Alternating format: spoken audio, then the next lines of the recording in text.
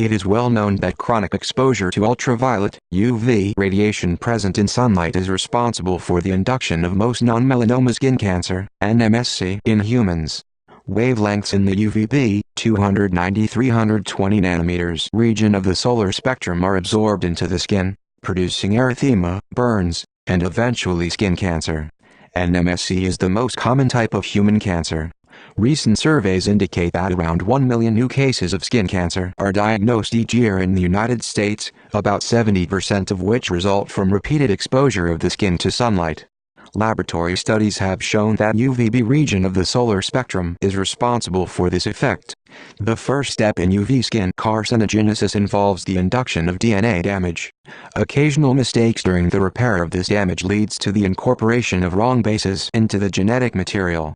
The DNA damage that is left unrepaired may also disrupt cellular processes by obstructing the DNA and RNA synthesizing machineries and introduce wrong bases into the DNA. These types of mistakes often result in mutation leading to loss or inappropriate expression of affected genes. Recent studies indicate that genetic alterations in the p53 tumor suppressor gene play an important role in the development of skin cancer. The p53 protein is also involved in programmed cell death, apoptosis, and it has been proposed that p53 serves as a guardian of the genome by aiding DNA repair or causing elimination of cells with excessive DNA damage. Unrepaired photoproducts in the p53 gene are transformed into mutations, thereby initiating the process of carcinogenesis. Following repeated exposures to UV, keratinocytes carrying p53 mutations acquire a growth advantage by virtue of their increased resistance to apoptosis. Recent studies have shown that UVB-damaged keratinocytes, sunburn cells, are eliminated by phosphosligand interaction and that this pathway is dysregulated during UV skin carcinogenesis, resulting in accumulation of p53 mutations in DNA-damaged keratinocytes. These results demonstrate the link between p53 pathway and phosphosligand pathway, and that dysregulation of both pathways can lead to the pathogenesis of UV-induced skin cancer. Several studies have shown that UV induces unique types of p53 mutations in skin cancers at a high frequency that are not commonly found in other types of human cancer. Analogous to human skin cancers induced in laboratory mice by UV radiation also display UV signature p53 mutations at a high frequency. More interestingly, p53 mutations are also present in sun-exposed skin and it can serve as an indicator of prior solar exposure in humans. It has been shown that p53 mutations in mouse skin arise as early as 1 week of chronic UV irradiation, and the frequency of p53 mutations reach a maximum at 4-8 weeks of UV exposure.